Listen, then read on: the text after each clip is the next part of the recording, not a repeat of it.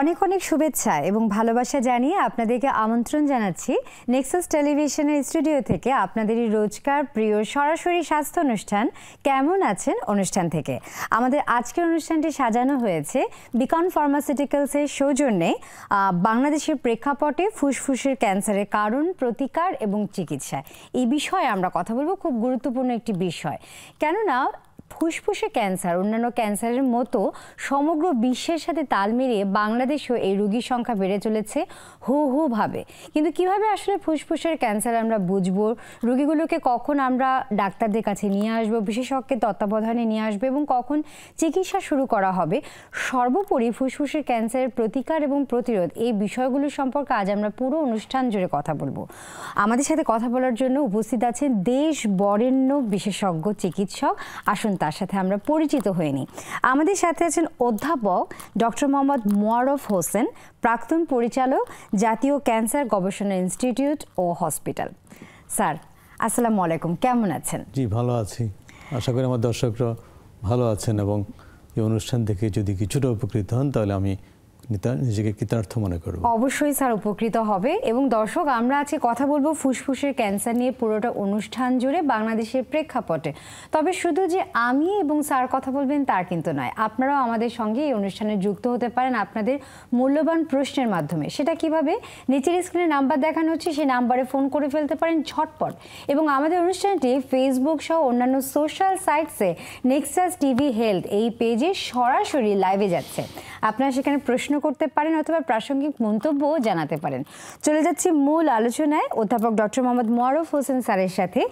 বাংলাদেশের প্রেক্ষাপটে ফুসফুসের ক্যান্সার নিয়ে কথা বলার জন্য আমরা কথা বলতে থাকবো। তবে হ্যাঁ, আপনারাও প্রশ্ন করতে ভুলবেন না।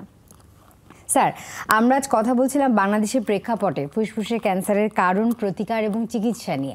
আপনার কাছে স্যার প্রথমেই জানতে চাই যে আসলে বাংলাদেশে ফুসফুসে ক্যান্সারের রোগীর সংখ্যা কীরকম এবং বর্তমান প্রেক্ষাপটের অবস্থাটা আসলে কেমন? ধন্যবাদ আপনাকে।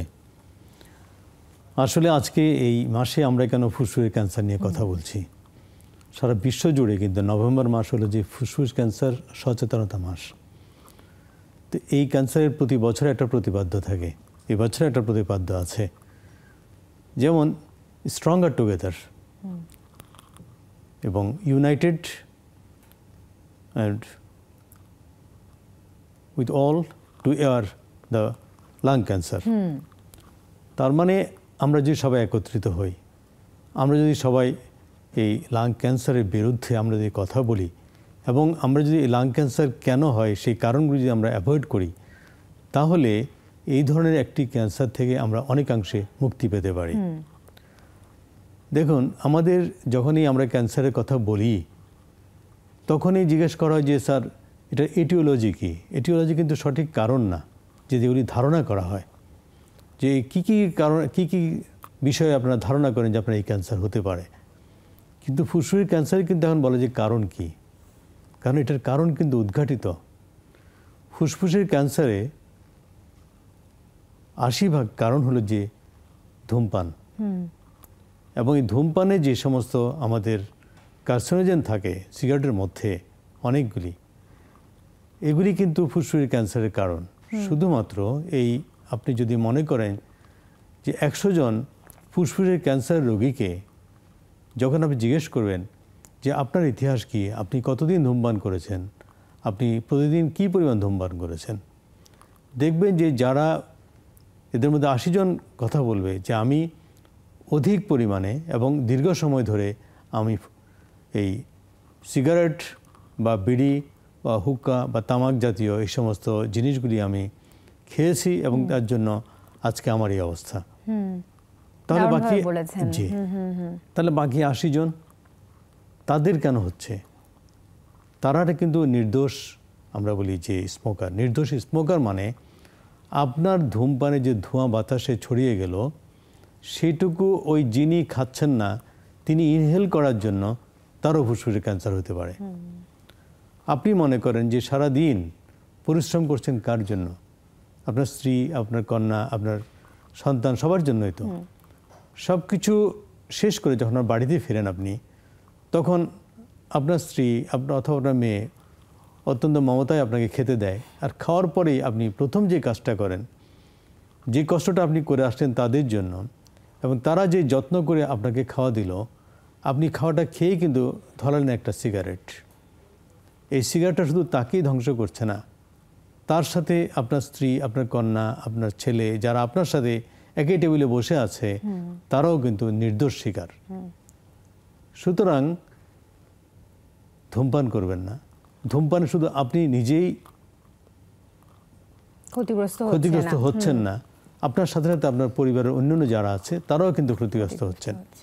এই কথাটি মনে করলে, অন্তত একবার মনে করুন, একবার মনে করলে দেখবেন আপনি আর কোনো কিছু নাই। আমি মনে করি ধূমপান ছাড়ার জন্য এই একটি কথা মনে করলেই আপনি কিন্তু ছেড়ে দিতে পারবেন, যে আমি যাদের জন্য এত কষ্ট করছি, এত পরিশ্রম করছি, ঠিক তাদের এই ফুসফুসের ক্যান্সারের কারণ যদি আমি হই, আমার ধূমপানের কারণে হয়, তাহলে আমার সারা জীবনের কষ্ট, আমার পরিশ্রম সব কিছুই বৃথা। এবং সেটা অনেকেই অনেক কথা বলে যে স্ট্রং আপনার মেন্টালি থাকতে হবে, আপনি এ করতে পারেন, আপনি এই ধরনের চকলেট আছে, এই ধরনের জিঞ্জার দিয়ে বানানোর জিনিস আছে, এগুলি খান, আপনি ধূমপান আপনি পরিত্যাগ করতে পারবেন। কিন্তু আমি সবসময় মনে করি একটি কথা চিন্তা করেন, যেই স্ত্রী, যে কন্যা, তারা অত্যন্ত হাসি মুখে আপনাকে অনেক পরিশ্রম করে আসার পর আপনাকে খাওয়া দিচ্ছেন, তাদের যদি পরিণাম যদি হয় আপনার ধূমপান কারণে ক্যান্সার, তাহলে এর চেয়েও বড় কষ্ট তো আর কিছু হতে পারে না। সুতরাং এই কথাটাই মনে করেই কিন্তু আপনি ধূমপান ছেড়ে দিন। চমৎকারভাবে বলেছেন স্যার। ধূমপান আসলে এই যে ফুসফুসের ক্যান্সারের কারণ, এটা আমরা অনেকে জানা সত্ত্বেও দেখা যাচ্ছে যে সিনেমা, নাটক অথবা যে কোনো সোশ্যাল সাইটসে আমরা স্মোকিংটাকেই কিন্তু স্যার দেখাচ্ছি, যদিও পাশে দেখাই যে ধূমপান স্বাস্থ্যের জন্য ক্ষতিকর অথবা smoking is injurious to the health. But এখন ইয়াং জেনারেশনের মধ্যেও স্যার দেখা যাচ্ছে যে ধূমপান ব্যাপারটাকে একটা অন্যরকম স্মার্ট এলিমেন্ট হিসেবে দেখা হয়, অ্যাক্সেসরিজ হিসেবে দেখা হয়। আগে যেমন দেখা যাচ্ছিল যে শুধু ছেলেরা ধূমপান করছে, এখন কিন্তু দেখা যাচ্ছে যে স্যার ছেলেদের সাথে মেয়েরাও তাল মিলিয়ে খুব ধূমপান শুরু করছে। মানে তাদেরকে যদি বারণও করা হয়, দেখা যাচ্ছে যে এটা একদমই বিরুদ্ধে, তারা ধূমপানের বেশ একটা সরব ইয়াতে চলে যাচ্ছে যে না, ধূমপান তারা করে যাবে। এই যে স্যার ধূমপান, এবং অনেকেই মনে করেন যে সিগারেট না খেলেও ভেপ খেলে হয়তো বা কোনো অসুবিধা হবে না, তো এগুলো কি স্যার ফুসফুসের ক্যান্সারের কারণ হিসেবে দেখেন কিনা? আসলে নিকোটিন যেখানে আছে তার সব কিছু কিন্তু এই ফুসফুসের ক্যান্সারের জন্য দায়ী। এখন ফুসফুসের ক্যান্সারের কারণগুলি কি কি? আমরা ধরেন মনে করি যে ধূমপান হলো 1 নম্বর কারণ। এর সাথে সাথে আমাদের দেশে আর্সেনিক আছে। দেখবেন যে অনেক গ্রামে, অনেক তাদের টিউবওয়েলের মধ্যে আপনি পরীক্ষা করে দেখলেন যে এখানে আর্সেনিক আছে। এই আর্সেনিক যেখানে আছে সেগুলি টিউবওয়েলগুলিতে অনেক সময় লাল দাগ দিয়ে দেওয়া হয় যে এটার পানি খাবেন না, খাওয়া যাবে না। এই আর্সেনিক একটা কারণ। আরেকটা কারণ রাইট, অ্যাসবেস্টস। অ্যাসবেস্টস অনেক শিপ ব্রেকিং কোনো এজেন্সিতে অথবা কোনো ইন্ডাস্ট্রিতে ব্যবহার করে। আজকে টাইলসের মধ্যে নাকি এই অ্যাসবেস্টস এক ধরনের ফাইব্রাস এলিমেন্ট, এগুলি ব্যবহার করা হয়। এবং আগের দিনে আমরা দেখতাম যে আমরা যখন আমাদের ছোটোবেলায় যে ঘরের চালায় অ্যাসবেস্টস ব্যবহার করা হতো, এই অ্যাসবেস্টসও কিন্তু ফুসফুসের ক্যান্সারের কারণ। আচ্ছা। তারপর আছে নিকেল, ক্রোমিয়াম। এছাড়া আমাদের ন্যাচারালি একটা যে আমাদের রেডিও অ্যাক্টিভ একটা ম্যাটেরিয়াল আছে, ইউরেনিয়াম বলি আমরা। ইউরেনিয়াম কোথায় থাকে? ইউরেনিয়াম থাকে আপনার পর্বতে, আপনার পানিতে, অথবা সয়েল, মাটিতে। এবং এই ইউরেনিয়াম দিয়ে আমরা কি করি? আজকাল যে নিউক্লিয়ার প্ল্যান্ট, এটাতে ইউরেনিয়াম কিন্তু অনেক দামি। ইউরেনিয়াম দিয়ে কিন্তু এই নিউক্লিয়ার প্ল্যান্ট তৈরি করে এরকম সারা বিশ্বকে ধ্বংস করার মতো একটা অস্ত্র তৈরি করা যায়। সুতরাং এই ইউরেনিয়াম কিন্তু তার জায়গায় বসে থাকে না, সে আস্তে ভাঙতে থাকে। ভেঙে ভেঙে একদম একটা পর্যায়ে আসে যখন একটা গ্যাস তৈরি করে, যেটাকে রেডন গ্যাস বলি। এই রেডন গ্যাস কোথায় থাকে? আমরা একটু আগে বললাম যে পানিতে থাকে, এই সয়েলে থাকে, মাটিতে থাকে, অথবা পর্বতে থাকে, রক। তো আপনি কিন্তু জানেন না যে আপনি আপনার ঘরের মধ্যে, ঘরের ভিটের মধ্যে এই রেডন গ্যাস আছে কিনা। যার জন্য অনেক সময় আমরা বলি যাদের ঘরের, বিশেষ করে যাদের ফ্লোর যদি কোনো ক্র্যাক থাকে, কোনো ফাটা থাকে, তাহলে সেগুলি কিন্তু আমরা রিপেয়ার করতে বলি। কারণ গ্যাসটা কিন্তু এই ফাটা দিয়ে বের হয়ে আপনি সারা রাত ঘুমাচ্ছেন, আর আপনাকে সে খুবই যত্ন সহকারে কিন্তু আপনাকে আপনার জীবনটা কেড়ে নেওয়ার চেষ্টা করছে। সে কেড়ে নিচ্ছে কীভাবে? এই ফুসফুসের ক্যান্সার দিয়ে। সো রেডন গ্যাস আমাদের কাছে ডেঞ্জারাস। অ্যাসবেস্টস, যেটা এখন কিন্তু আর ঘর বাড়িতে চালা হিসাবে কেউ ব্যবহার করে না, অ্যাসবেস্টসের ব্যবহার কিন্তু অনেক সীমিত হয়ে আসছে, কিছুটা সীমিত হয়ে এসেছে। নিকেল, ক্রোমিয়াম, তারপরে আমরা যেটা বললাম একটু আগে আর্সেনিক। কিন্তু সবচেয়ে খারাপ জিনিস কি, যিনি ধূমপান করেন না অথচ তিনি কিন্তু যদি এগুলি কোনো কিছুতে সংস্পর্শে নেয় তবু ওনার ক্যান্সার হচ্ছে, তার কারণটা ওই এক নির্দোষ স্মোকার। আপনার স্মোকিংয়ের কারণে আপনি যে রাস্তাঘাটে স্মোক করতেছেন, এই যে ধোঁয়াটা বাতাসে বয়ে বেড়াচ্ছে, এই ধোঁয়াটাই আপনার শিশু থেকে শুরু করে এবং যিনি খাচ্ছেন না আপনার মেয়ে থেকে শুরু করে তিনিও কিন্তু এই ফুসফুসের নির্দোষ শিকার। সুতরাং আপনি একটাবার চিন্তা করেন যে আমি তো আমার ক্ষতি করলাম, কিন্তু আমি আরেকজনের ক্ষতি কেন করব? তার জন্য ডেফিনেটলি যদি আপনি মনে করেন যে ধর্মীয় দিক থেকে তো আপনাকে হয়তো একদিন বিচারের কাঠগড়ায় দাঁড়াতে হবে যে আপনি আপনার ক্ষতি করলেন কিন্তু আরেকজনের কেন ক্ষতি করলেন। তো সেই জন্যই আমাদের এই কথাগুলি মনে করলেই আপনারা কিন্তু ধূমপান অন্তত পরিহার করতে পারবে। চমৎকারভাবে বলেছেন স্যার। আসলে আমরা যদি ধর্মীয়ভাবে জীবনটাকে দেখি, ধর্মীয় মূল্যবোধ, সামাজিক মূল্যবোধ, পারিবারিক মূল্যবোধ মিলিয়ে যদি আসলে আমাদের জীবনটাকে আমরা চালিত করি, তাহলে দেখা যাবে এই যে ধূমপান সম্পর্কিত কিংবা এই যে ব্যাপারগুলো আসলে আমাদের শরীরে ঢোকালে শরীরে বিভিন্ন ধরনের ক্ষতি হতে পারে, বিশেষ করে ফুসফুসের ক্যান্সার। মানে আমার জন্য আমার পরিবারের মানুষ ক্ষতিগ্রস্ত হচ্ছে, আমার চারপাশের মানুষ ক্ষতিগ্রস্ত হচ্ছে, এভাবেও যদি চিন্তা করি তাহলে আসলে অনেকাংশে আমরা ফুসফুসের ক্যান্সারটাকে আমরা প্রতিরোধ করতে পারি। স্যার, একটা কথা জানতে চাই, এই যে ফুসফুসের ক্যান্সার কারো হচ্ছে, এটা একজন রোগী কিভাবে বুঝতে পারে? খুব সোজা। আমরা কিছু কিছু মানুষকে আমরা স্ক্রিনিংয়ের আওতায় নিয়ে আসি। কেমন স্ক্রিনিং? যে যাদের বয়স 50 থেকে 80 বছর তাদেরকে আমরা স্ক্রিনিংয়ের আওতায় নিয়ে আসতে পারি। যারা প্রতিদিন 1 প্যাকেট করে 20 বছর ধরে সিগারেট খেয়ে আসছে অথবা 2 প্যাকেট করে 10 বছর সিগারেট খেয়ে এসছে, তাদের ক্ষেত্রে আমরা স্ক্রিনিং করতে পারি। যারা এখন অ্যাক্টিভ স্মোকার, খাচ্ছেন উনি, অথবা যারা বলল যে আমি সিগারেট ছাড়ছি বেশি দিন না, এই তো 7-8 বছর হলো, তাদেরকে আমরা স্ক্রিনিংয়ের আওতায় নিয়ে আসতে পারি। তো এখন স্ক্রিনিং আওতায় নিয়ে আসার তো একটা কারণ আছে। ধরে যদি বলি যে আপনাকে একটা স্ক্রিনিং করব, আপনাকে একটা লো ডোজ সিটি স্ক্যান করে দেখবো যে আপনার ফুসফুস ক্যান্সার আছে কিনা, কিন্তু সে সহজে মানতে চাইবে না। তাহলে তার কি সমস্যা থাকলে আমরা এটা করতে পারি? ফুসফুসের ক্যান্সার আমরা 4টা কার্ডিনাল সিমটম বলি।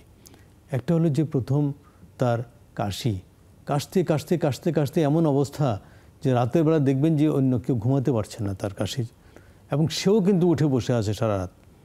কাশির সাথে কি হলো?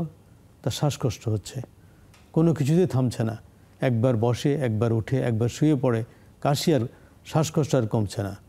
কেউ কেউ বলে, সকালবেলা তার স্ত্রীকে বলে, কালকে রাতে আমি যে কাশলাম আমার বেশ কিছু রক্ত গেছে। আর ওজন কমে যাওয়া, গত 3 মাসে তাকে যেই দেখছে, কী ব্যাপার আপনি এত শুকিয়ে যাচ্ছেন কেন? দেখলো গত 3 মাস ধরেই তার ওজন অনেক হ্রাস পাচ্ছে। এই ছাড়া বুকে ব্যথা, কারো কারো বলে যে আমার এই দিকে ডান দিকে, যে আমাদের যেহেতু ফুসফুস দুটো, একটা ডান দিকে একটা বাম দিকে, যদি ডান দিকের ফুসফুসে হয় তাহলে ডান দিকে ব্যথা হবে, বাম দিকের ফুসফুসে হলে তাহলে আমাদের বাম দিকের ফুসফুসে হবে। কিন্তু মজার ব্যাপার হলো যে বাম দিকের ফুসফুসে যখন হচ্ছে তখন এই ধরনের 50-ঊর্ধ্ব মানুষ যখন, তখন সে চিন্তা করে না আমার ফুসফুসে হয়তো হার্টে কোনো সমস্যা, এবং হার্টের জন্য সে দেখলো হার্টের ডাক্তারকে দৌড়াতে থাকে। স্যার, আমরা কথা বলছিলাম বাংলাদেশের প্রেক্ষাপটে ফুসফুসের ক্যান্সার নিয়ে, এবং আপনি খুব সুন্দরভাবে বলছিলেন যে ফুসফুসের ক্যান্সার হলে কিভাবে মানুষ উপসর্গগুলো বুঝবে। এই পর্যায়ে আমাদেরকে একটা বিরতি নিতে হচ্ছে। দর্শক, এই পর্যায়ে নিতে হচ্ছে একটা বিরতি, সাথেই থাকবেন, ফিরছি কিছুক্ষণের মধ্যেই।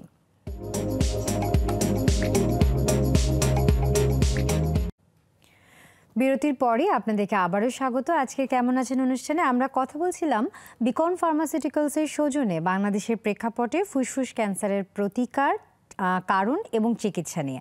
আমাদের সাথে স্টুডিওতে কথা বলছিলেন দেশ বরেণ্য ক্যান্সার বিশেষজ্ঞ অধ্যাপক ডক্টর মোহাম্মদ মোয়ারুফ হোসেন স্যার, প্রাক্তন পরিচালক, জাতীয় ক্যান্সার গবেষণা ইনস্টিটিউট ও হসপিটাল। স্যার, বিরতিতে যাবার আগে আমরা বলছিলাম যে একজন ফুসফুসে ক্যান্সারের রোগী উনি ভুগছেন, কিভাবে উনি বুঝবেন? এবং আপনি বলছিলেন খুব সুন্দর করে যে যেহেতু আমাদের ফুসফুস দুটো ডান পাশে এবং বাম পাশে, সো যে কোনো পাশে উনি ব্যথা বোধ করতে পারেন, সেই কথাটাতেই যদি স্যার আমরা ফেরত যাই। আমরা স্বভাবতই যদি কারো ডান পাশে ব্যথা হয়, যদি ডান পাশের ফুসফুস এফেক্টেড হয়, তাহলে হয়তো আমরা চিন্তা করি যে না 50 মানুষ হয়তো অন্য কোনো কিছু না। যদি ডান পাশে সেটা আমাদের মাথায় আসে না, কিন্তু বাম পাশ হলেই যত বিপত্তি। তখন যদি মনে করেন একেবারেই আমাদের শুধু গ্রাম অঞ্চলে, যেখানে অন্য কোনো পরীক্ষারও কোনো ব্যবস্থা নেই, তখন এক একজন একটা কথা বলে যে ওনার বয়স যেহেতু হয়েছে তাহলে ওনার হার্টের প্রবলেম হইতে পারে। আবার কেউ ফুসফুসের ক্যান্সার শব্দটা কিন্তু কেউ একদম মাথায় আনে না, মানে সবাই মনে হয় যে এটাকে একটা ভয় পায়, অ্যাভয়েড করতে চায়। কিন্তু এই ভয় পাওয়া অ্যাভয়েড করতে যাওয়াটা মানে হলো যে তার একটা লাইফের আরেকটা দুরবস্থার ক্রিয়েট করা। কারণ যেটা প্রাথমিক অবস্থায় ছিল, যেটা চিকিৎসা করলে সে অনেক ভালো থাকতো, সেটা এই যে বিভিন্ন জায়গায় দৌড়াদৌড়ি করতে করতে করতে করতে তার এটা স্টেজ 4-এ চলে গেল। আর স্টেজ 4 চলে গেলে তখন আমরা বলি যে ভালো চিকিৎসা নেই, প্যালিয়েটিভ, যেটা হচ্ছে আপনার কষ্ট কমানোর জন্য চিকিৎসা। সুতরাং আমাদেরকে মনে করেন এই যে তার এত কাশি হচ্ছে, শ্বাসকষ্ট হচ্ছে, তার কফের সাথে রক্ত যাচ্ছে, অথবা 3 মাস ধরে তার ওজন কমে যাচ্ছে, বুক ব্যথা হচ্ছে, একটা এক্সরে করলে দেখবেন অনেক কিছুর সন্ধান করা যায়। যদিও এক্সরেতে আমরা 100% বলতে পারি না, কিন্তু এক্সরেতে একটা ধারণা দেয় যে ফুসফুসে একটা সাদা এক ধরনের এই শ্যাডো, যেটা একটা পিণ্ডের মতো মনে হয়, তখনই সেটাকে আমাদের সন্দেহ হয় যে এটা কোনো খারাপ কিছু না তো। এবং এটাকে খুব ভালোভাবে বোঝার জন্য আমাদের অনেক সময় দেখলে এই শ্যাডোটা আমাদের বক্ষপিঞ্জর যে হাড় যেগুলি আছে সেগুলিতে একটা ঢাকা পড়ে যায়। তাতেও কেউ কেউ মনে করে যে না এটা মনে হয় সেরকম কিছু না, হয়তো একটু তার ঠান্ডা লেগেছে, একটু কাশি হচ্ছে, আমার কাছে মনে হয় এক কোর্স অ্যান্টিবায়োটিক খেলে এটা ঠিক হয়ে যাবে। ঠিক যখন হচ্ছে না তখন আমরা বলি অন্তত কোনো ইনভেসিভ প্রসিডিউরের আগে, কোনো ফোনাফোনির আগে একটা সিটি স্ক্যান করে দেখা যেতে পারে। সিটি স্ক্যানে দেখা গেলো খুব সুন্দর করে যে তার ওইখানে একটা সুন্দর একটা শ্যাডো আছে, আশেপাশে কোনো লিম্ফ গিয়েছে কিনা, বা এটা অন্য কোনো ফুসফুসে গিয়েছে কিনা, বা একই ফুসফুসের অন্য লোবে গিয়েছে কিনা, একটা ভালো ধারণা দেয়। এই ধারণাতে আমরা মোটামুটি ধরে নেই যে 80% তার ক্যান্সারের সম্ভাবনা আছে। তখন প্রশ্ন আসে যে এটাকে আমরা কীভাবে কনফার্ম করব। তো কনফার্ম করার জন্য অনেক পদ্ধতি আছে। বিশেষ করে অনেক সময় আমরা বলি যে ঠিক আছে ভালো শ্যাডো আসতেছে না, তবে ওর কফটা পরীক্ষা করা যেতে পারে। তো কফে আমার স্পুটাম ফর ম্যালিগনেন্ট সেল, মানে এখানে খারাপ সেল আছে কিনা সেটা করা যেতে পারে। সেকেন্ড থিংস হলো যে আমাদের মানুষ প্রথমেই ক্যান্সার চিন্তা করে না, সে চিন্তা করে এটা কোনো টিবি কিনা। তখন এই টিবির আর ক্যান্সারের দুটারই কিন্তু এই সমস্যাগুলি প্রায় একই রকম, আর একই রকম হওয়ার জন্য সে আবার একবার কনফিউজড হয়ে গেল। তো সে চিন্তা করে যদি আমি বলি যে আপনি একটা সুই দিয়ে এখান থেকে একটা রস এনে অথবা তো কিছুটা মাংস এনে যদি পরীক্ষা করে, যারা জীবনে একটা সুই ফুটানে সে তো এক লাপে একেবারে আমার কাছ থেকে আর 10 দিন আর আসছে না, দেখাই পাওয়া যাচ্ছে না তার। এটা পুরোপুরি সাবধান, মানে এখানে হার্ট আছে, এখানে ছাত্র আমার তাহলে বলছে আমার হার্টটা সব ফুটা করে দিবে, এই ধরনের এক ধরনের তাদের মনের মধ্যে একদম আতঙ্কের সৃষ্টি হয়।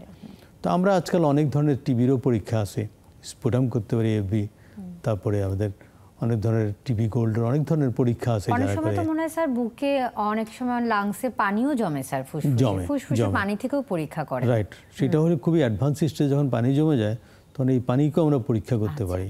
কিন্তু সবচেয়ে ভালো হলো যে আমরা বলি যে আজকাল একটু মোটা নিডেল দিয়ে, আগে আমরা চিকন নিডেল দিয়ে এফএনএসি বলতাম, ফাইন নিডল অ্যাসপিরেশন সাইটোলজি। এফএনএসিতে মূলত একটু রক্ত আসে, একটু পানির মতো আসে, তো সেটাতে কিন্তু অনেক সময় খুব ভালোভাবে আপনার ইয়ে করা যায় না। তো এখন বলে যে একটু টিস্যু যদি পাওয়া যায় এখান থেকে, তাহলে তার অনেক কিছু পরীক্ষা করা যায় টিস্যু দিয়ে।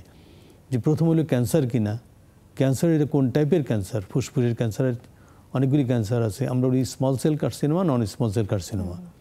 আবার নন স্মল সেল কার্সিনোমাকে আমরা আবার ভাগ করি squamous cell carcinoma, adenocarcinoma, large cell carcinoma, আর স্মল সেল কার্সিনোমা তো আছে সেটা।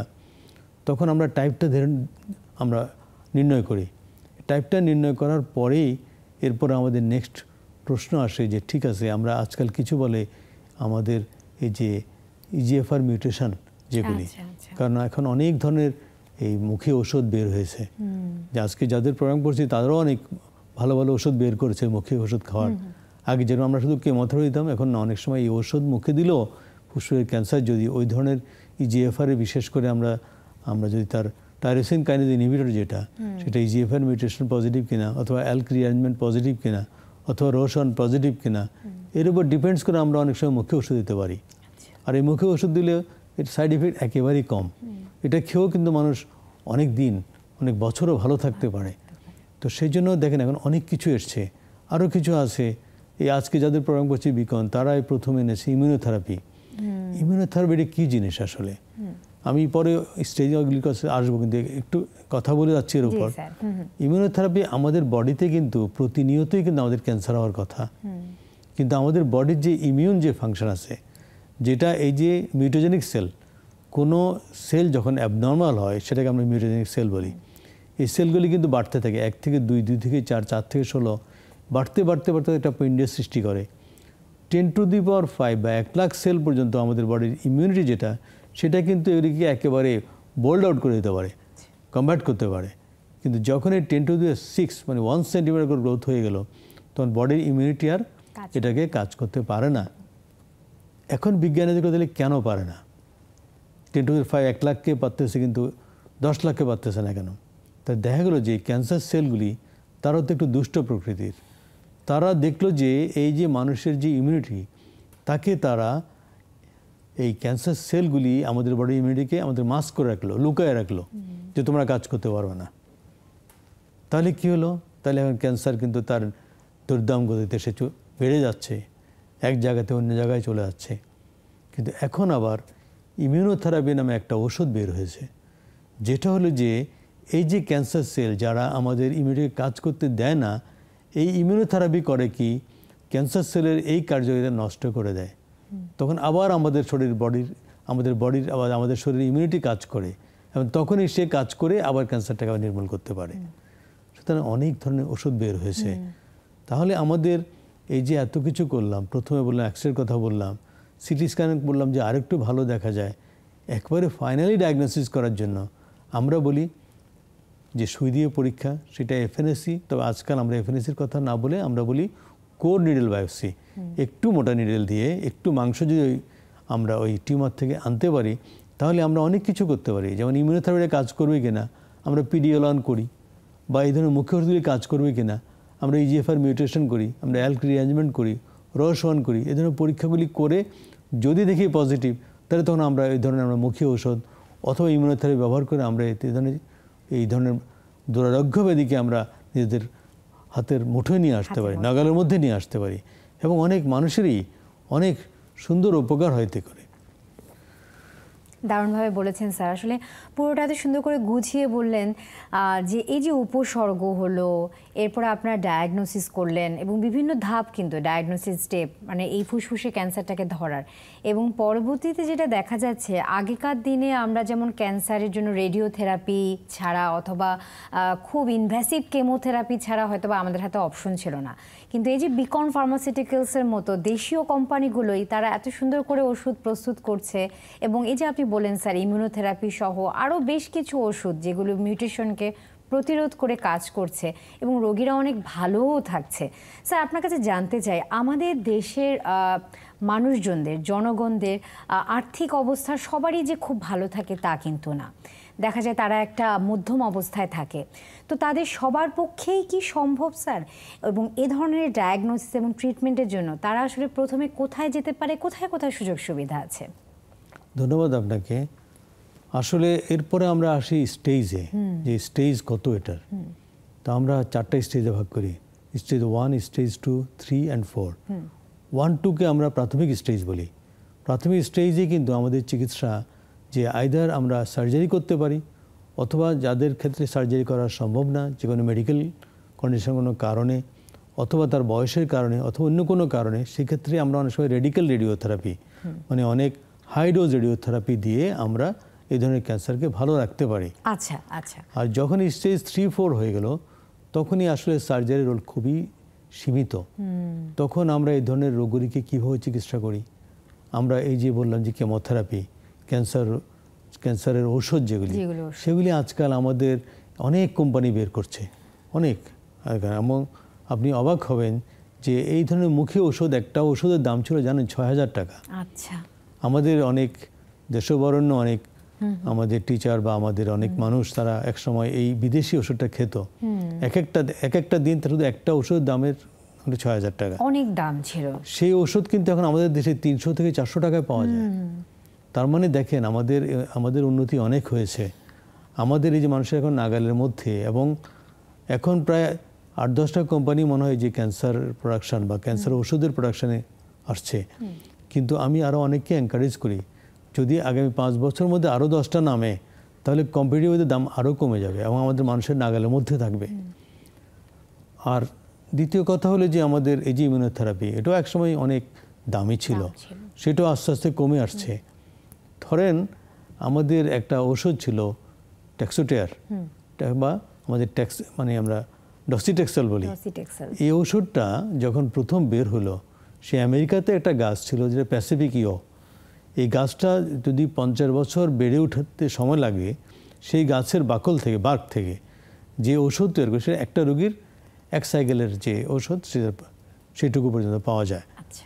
তখন বিজ্ঞানীরা দেখলো যে তাহলে তো পৃথিবীতে আর এই প্যাসিফিক ইও গাছ আর থাকবে না, এবং সেই ওষুধটা কিন্তু তখন খুব ধন্বন্তরীভাবে কাজ করা শুরু করলো। দেখা করলো ফুসফুসের ক্যান্সার বা অ্যাডভান্সড ওভারিয়ান ক্যান্সার আর অন্য কোনো চিকিৎসায় কাজ হচ্ছে না, অন্য কোনো কেমোথেরাপিতে কাজ হচ্ছে না। তখন এই ধরনের ওষুধ প্রয়োগ করে দেখা গেলো একেবারে রাতারাতি তার খুব ভালো ইমপ্রুভমেন্ট। তখন বিজ্ঞানী চিন্তা করলো সর্বনাশ, এটা তো শুধুমাত্র পৃথিবীর কিছু সৌভাগ্যবান মানুষ যাদের অর্থনৈতিক অবস্থা অনেক ভালো, তারা ছাড়া কেউ ব্যবহার করতে পারবে না। এবং যদি তারা ব্যবহারও করে, যদি পৃথিবীর এত ধনী মানুষও থাকে, তাহলে গাছ তো আর থাকবে না। তখন তারা চিন্তা করে দিলে আমরা এটাকে অন্য কীভাবে করতে পারি। এরপর তারা চিন্তা করলো যে এই গাছটির কাঁটা দিয়ে কিছু করা যায় কিনা। যে কাঁটা তো অনেক থাকে, হয়তো বাকল একটা গাছের যদি তুলে ফেলে আসবে না, কিন্তু কাঁটা তো অনেক থাকে।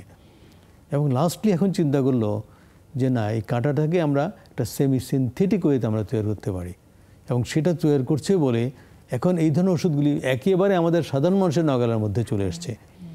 তো সেই জন্য উন্নতি অনেক হয়েছে। সেই উন্নতি হওয়ার সাথে আমাদের মানুষের কিন্তু আগে আমরা বলতাম, আমি আমার নিজের কথাই বলি, 1988 সালে যখন আমি সাবজেক্টে আসি, তখন কি হতো, যাদের ফুসফুসে এই ধরনের কোনো একটা শ্যাডো পাওয়া গেল, তাদের কাশি বা রক্ত যাওয়া বা অন্য কোনো কিছু হওয়া, বুকে ব্যথা হওয়া, শ্বাসকষ্ট হওয়া, আমাদের মেডিসিনের যারা স্যার তারা করতো কি, তাদেরকে প্রথমে টিবির ওষুধ খাওয়াতো। আচ্ছা, 3 মাস টিবির ওষুধ খাওয়ানোর পরে যখন দেখা গেল যেটা সারছে না, তখন এই যে আমাদের কাছে পাঠাতো যে একটু রেডিয়েশন দিয়ে দাও, মানে ফুসফুসের ক্যান্সার হয়েছে কিনা সেটার জন্য রেডিয়েশন দেওয়া যেতে পারে। স্যার, আমরা কথা বলছিলাম ফুসফুসের ক্যান্সারের চিকিৎসা নিয়ে, একটা পর্যায় নিয়ে একটা কথা বলছিলাম, তবে এই পর্যায়ে নিতে হচ্ছে আরেকটা বিরতি। দর্শক, বিকন ফার্মাসিউটিক্যালসের সৌজন্যে আজ আমরা কথা বলছিলাম বাংলাদেশের প্রেক্ষাপটে ফুসফুসের ক্যান্সারের কারণ, প্রতিকার এবং চিকিৎসা নিয়ে।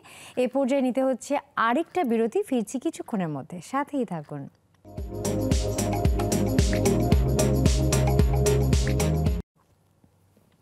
বিরতির পরে আপনাদেরকে আবারও স্বাগত আজকের কেমন আছেন অনুষ্ঠানে।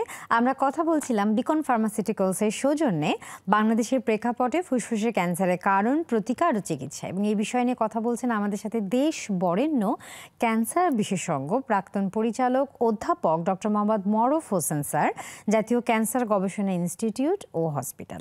স্যার, বিরতিতে যাবার আগে আমরা কথা বলছিলাম ফুসফুসের ক্যান্সারের চিকিৎসা নিয়ে, এবং আপনি বলছিলেন যে স্টেজ টু স্টেজ, মানে ফার্স্ট স্টেজে এক ধরনের চিকিৎসা, সেকেন্ড স্টেজে এক ধরনের চিকিৎসা, থার্ড স্টেজে এক ধরনের চিকিৎসা, ফোর্থ স্টেজে এক ধরনের চিকিৎসা। আপনি স্যার বলছিলেন আপনার অতীত অভিজ্ঞতার কথা, যে সময় এত চিকিৎসা পদ্ধতি হয়তোবা ছিল না, এবং ওই সময়টা আমরা হয়তোবা টিবি ড্রাগ দিয়ে প্রথমে তাদেরকে একটা ট্রায়াল চালাতাম চিকিৎসা। সেটা যদি স্যার কন্টিনিউ করেন স্যার কথা। এটা ছিল 1988 সালের কথা, আমি তখন এই সাবজেক্টে আসি প্রথম। তো তখন কি আজকাল যে সুই দিয়ে পরীক্ষা, এফএনএসসি, কোর বায়োপসি, এগুলি কোনো কিছুই ছিল না। একটা সিটি স্ক্যানও ছিল না। সরকারি হাসপাতালে কিছু হয়তো এক্সরে ছিল, আর আমাদের বোধহয় এই যে ফার্মগেটের কাছে কোনো একটা যে রঞ্জন ক্লিনিক ছিল, ওইখানে একটু এক্সরে হতো। এটা বেসরকারি অবস্থা, সরকারি হাসপাতালে ছিল।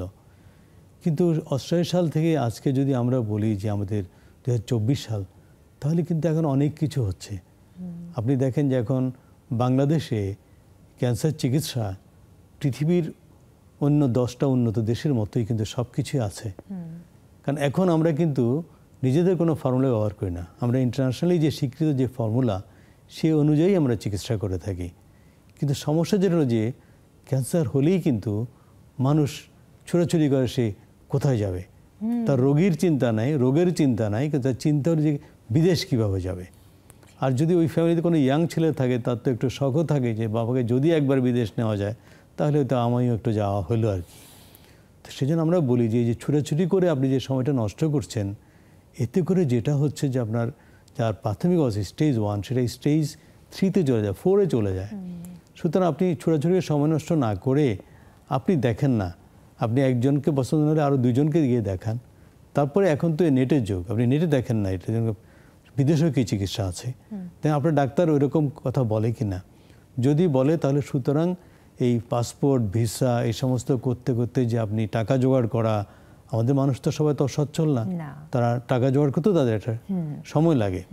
এই সময়টাতে হয় কি যেটা প্রাথমিক অবস্থায় ছিল সেটা আমরা ওই অ্যাডভান্স স্টেজে চলে আসলো।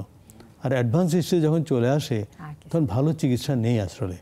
আমরা চিকিৎসা সিস্টেম হয়তো বলি যে কিছু প্যালিয়েটিভ, আপনার রোগের চিকিৎসা খুব ভালো, মানে রোগের যে উপসর্গের চিকিৎসা হয়তো কিছুটা কমানো যেতে পারে, তো 100% কমানো যাবে না, তো যদি আমরা ওই 70টাও আপনার উপসর্গ কমাইতে পারি সেটাই আপনার জন্য সবচেয়ে বেনিফিট। মানে স্যার ওই সময় ক্যান্সারের কষ্টটা কমানোর জন্য হয়তো বা কিছু ওষুধ, কিন্তু ক্যান্সারটা নির্মূল করার মতো চিকিৎসা আপনারা তখন দিতে পারেন না। স্যার একটা ব্যাপার জানতে চাই, এই যে স্যার ক্যান্সারটা যে ছড়িয়ে যায় প্রাথমিক অবস্থা থেকে ছড়িয়ে গেল, এটা স্যার কতটুকু সময় সাধারণত লাগে? এবং আরেকটা ব্যাপারও জানতে চাই, যদি স্যার ক্যান্সারের চিকিৎসা কেউ শুরু করে, ফুসফুসে ক্যান্সারের চিকিৎসা, তাহলে কি পুরোপুরি ভালো হওয়া সম্ভব? ভালো হলেও স্যার কতদিনে ভালো হয়? প্রথম হলো যে এটা কতদিন লাগে এটা ছড়াতে, এটা আমরা বলি যে টিউমার ডাবলিং টাইম। কোনো কোনো টিউমারের ডাবলিং টাইম 1 থেকে 2টো হওয়ার জন্য আপনার 10 দিন লাগে, যেগুলি আমরা অ্যাগ্রেসিভ বলি। আবার কোনো কোনো টিউমার 1 থেকে 2টো হওয়ার জন্য তার হয়তো 6 মাস লাগে, সেটাকে আমরা বলি যে না এটা কিছুটা লো গ্রেড বা এটার অ্যাগ্রেসিভনেস কম। সুতরাং সেটা ডিপেন্ডস করবে। যেমন ধরেন আপনি শুধু একটা ব্রেস্ট ক্যান্সারের কথা আপনাকে বলি, একটা ব্রেস্ট ক্যান্সার যখন আপনার আমাদের ট্রিপল নেগেটিভ বলি, ER, PR এবং HER2 হরমোন রিসেপ্টর এবং HER2 যেটা, এটা 3টে যদি নেগেটিভ থাকে তাহলে আমরা বলি খুব অ্যাগ্রেসিভ টিউমার। আবার যদি ER, PR পজিটিভ কিন্তু HER2 নেগেটিভ যদি আমরা বলি যে ভালো মোটামুটি।